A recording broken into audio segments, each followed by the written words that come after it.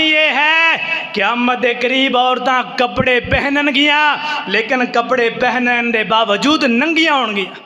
अस्तगफिरुल्लाह माज़अल्लाह। कपड़े पहनन गियां, बाप देख रहा है, भाई देख रहा है, खामन देख रहा है, लेकिन किसी अंदर जुर्रत नहीं होएगी मैं अपनी बेटी नो डांटा डपटा एक कपड़ा उतरवा दिया। खामद भी देखेगा, बाप भी देखेगा, सारे देख रहे हैं। फिर बन संवर करके शहर का रुख करेगी।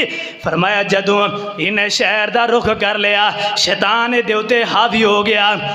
ए जानिया दे अंदर शुमार हो गई, ए जानिया अंदर शुमार हो गई। फिर अगला गम अल्लाह रब्बुल आलमीन ने फरमाया मेरे महबूब पैगंबर अलैहिस्सलातु वस्सलाम ने फरमाया अल्लाह इस औरत दे उत्ते लानतां करदा है जेड़ी औरत वन समर करके बगैर पर्दे तो बाजार दे अंदर निकलदी है, खुशबू लगा करके एवें बाजार ये चक दे अंदर निकलदी है, कोई लिहाज नहीं है पर्दे दा।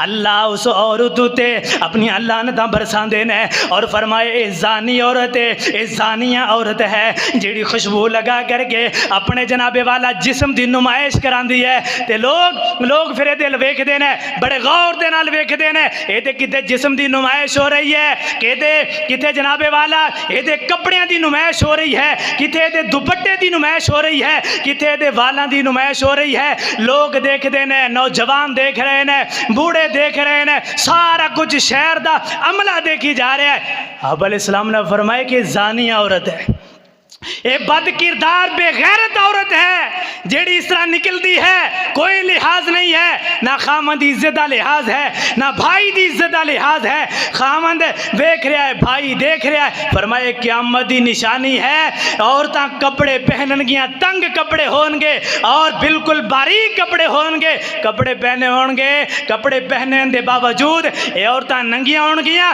और एदा सजा एदा कसूरवार बाप है, भाई है, खामंद है जेड़ा कल क़यामत दा दिन होएगा। एक औरत 4 बंदियां नु जहन्नम दे अंदर लेकर के जाएगी।